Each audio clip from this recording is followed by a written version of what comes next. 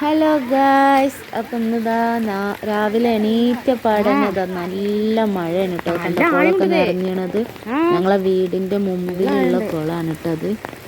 പാടാണ്. അപ്പോൾ പാടം ഫുള്ള് വെള്ളമാണ് കേട്ടോ. നല്ല മഴയാണെന്ന് പറഞ്ഞാൽ ഇന്നലെ തുടങ്ങിയ ഫുള്ള് വെള്ളമാണ്. അപ്പം അങ്ങനെ രാവിലെ എണീറ്റാണ്ട് ഇങ്ങനെ പോയി നോക്കാണ് കേട്ടോ വെള്ളത്രായിന് എന്താണ് അവസ്ഥ എന്നൊക്കെ. യേശുട്ടന് ഇതാ തലയിലൊരു മഴത്തിറങ്ങി കാഴ്ചകള് കാണാണ്. വെള്ളത്തിൽ വിട്ടിട്ടുള്ള കാണുന്നതൊക്കെ.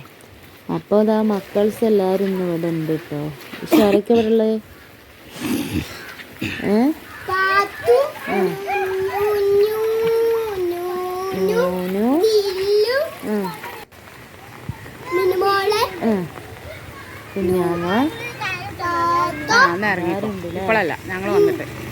ഇങ്ങോട്ട് വാ.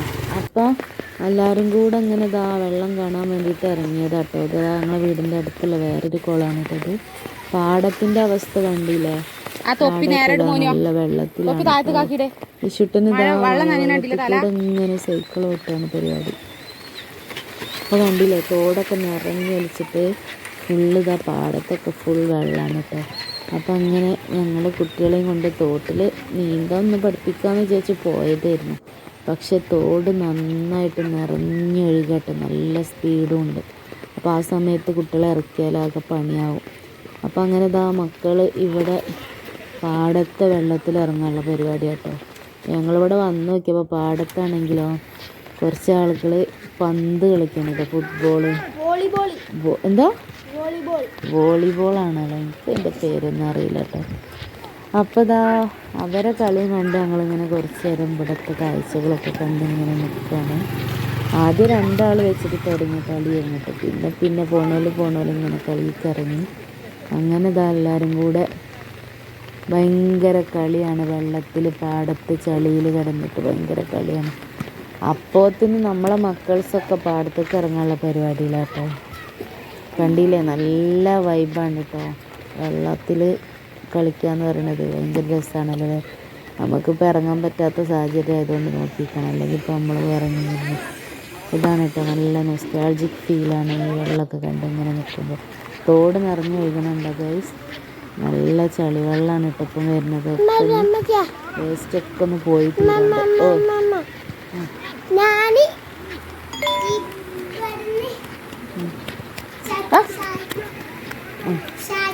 ചാടിയത് പറയാം. ഇവിടെ ഇങ്ങോട്ട് വാ. ഇഷുട്ടനെ ശരിക്ക് പറയാത്തതും എനിക്ക് ശരിക്കും ഇങ്ങോട്ട് അതിനൊരു ഇതില്ല കേട്ടോ, ഒരു മൂടില്ല എനിക്ക് പറയാൻ. അതാണ് കേട്ടോ ഞാൻ പറയുന്നത്.